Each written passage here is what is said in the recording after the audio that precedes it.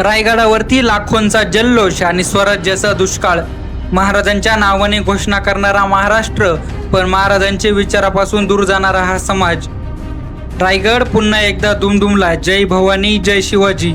हजारो भगवे झेंडे वाऱ्यावरती फडकत होते. ढोल ताशांचा गजर सुरू होता.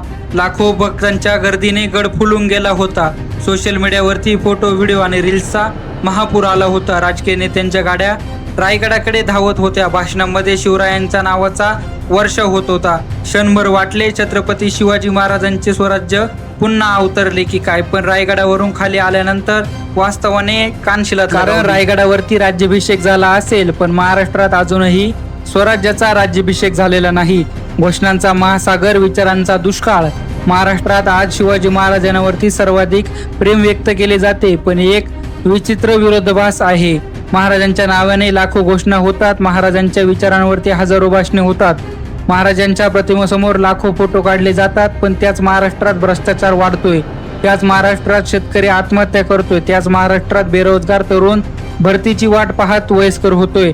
आणि त्याच महाराष्ट्रात प्रशासन सर्वसामान्य माणसाला दारोदारी फिरवते. मग प्रश्न पडतो, आपण शिवाजी महाराजांना वंदन करतो की फक्त वापरतोय? त्याची अवस्था पाहून महाराज काय म्हणाले असते. ज्या रायगडावरून हिंदवी स्वराज्याचा कारभार चालायचा, त्या रायगडावरती आज लाखो लोक येतात, पण प्रत्येक वर्षी तेच प्रश्न. वाहतूक कोंडी, अपुरी स्वच्छता, पिण्याच्या पाण्याची समस्या, कचऱ्याची ढीग, अपुरे मार्गदर्शन. इतिहासाच्या राजधानीची ही अवस्था पाहून छत्रपतींना अभिमान वाटला असता की वेदना? जगभरातील ऐतिहासिक वारसास्थळांचे जतन होते, त्यांचे ब्रँडिंग होते, त्यांच्यावरती संशोधन होते, पण महाराष्ट्र अजूनही रायगडाला निवडणुकीच्या भाषणांमध्ये जास्त जपतो आणि प्रत्यक्षात कमी. शिवाजी महाराजांचे नाव सर्वांच्या तोंडी, पण आचरण कोणाच्या अंगी?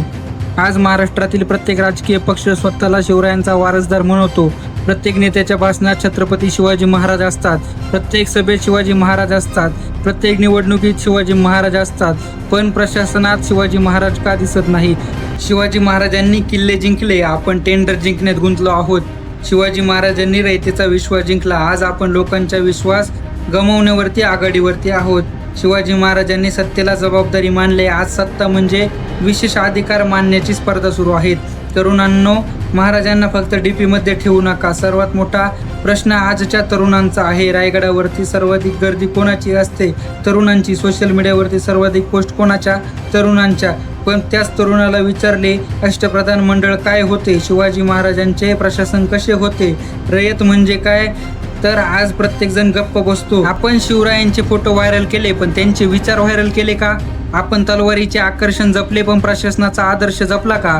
आपण घोषणांचे व्हिडिओ बनवले, पण समाजासाठी काम करण्याचा निर्धार केला का? शिवाजी महाराजांनी वयाच्या 16व्या वर्षी स्वराज्याचे स्वप्न पाहिले. आज अनेक तरुण वयाच्या 25शीत देखील दिशा शोधत आहे. हा दोष तरुणांचा नाही, पण आदर्शाला उत्सवात बदलणाऱ्या समाजाचा आहे. राज्याभिषेक की आत्मपरीक्षण? रायगडावरील राज्याभिषेक हा फक्त ऐतिहासिक सोहळा नाही, तो महाराष्ट्राच्या आरशात स्वतःकडे पाहण्याचा दिवस आहे. आज आपण महाराजांचा जयघोष करतो, पण न्यायासाठी उभे राहतो का? आज आपण भगवा फडकवतो, पण भ्रष्टाचाराविरोधात आवाज उठवतो का? आज आपण रायगड चढतो, पण स्वराज्याच्या मूल्यांसाठी संघर्ष करतो का?